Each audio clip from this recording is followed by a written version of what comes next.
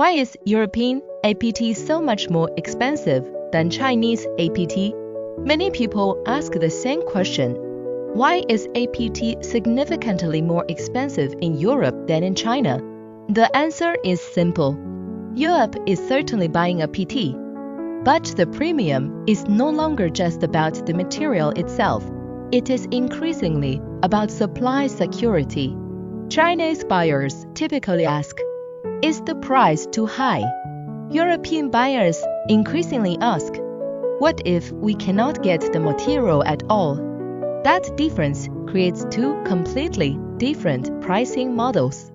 For carbide manufacturers, tooling companies, aerospace suppliers, and advanced manufacturers in Europe, higher APT prices are uncomfortable, but manageable. What truly worries them is supply disruption. A high raw material cost affects profit margins. A supply interruption can shut down production lines, delay customer deliveries, trigger contract penalties, and even result in lost market share. That is why European companies are willing to pay a premium. They are not only buying a PTE, they are buying supply certainty, strategic inventory, regulatory compliance, reliable delivery, operational security. In other words, European APT prices include a significant risk premium.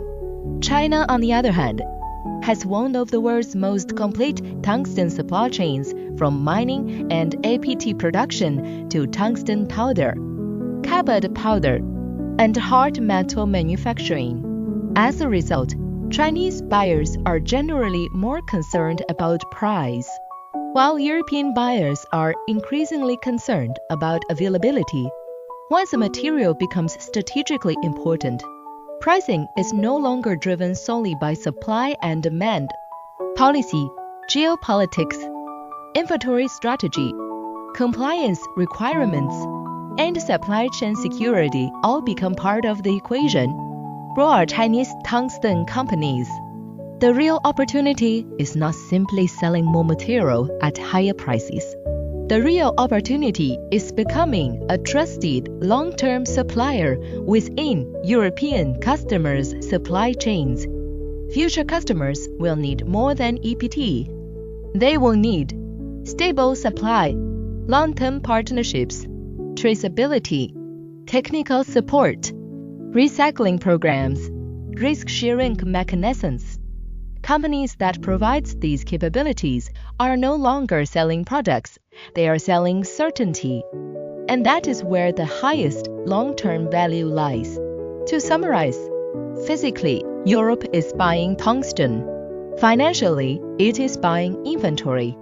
Strategically, it is buying peace of mind. The tungsten market is gradually shifting from commodity pricing to risk pricing. In the future, the most valuable companies may not be those with the most resources, but those that customers trust the most.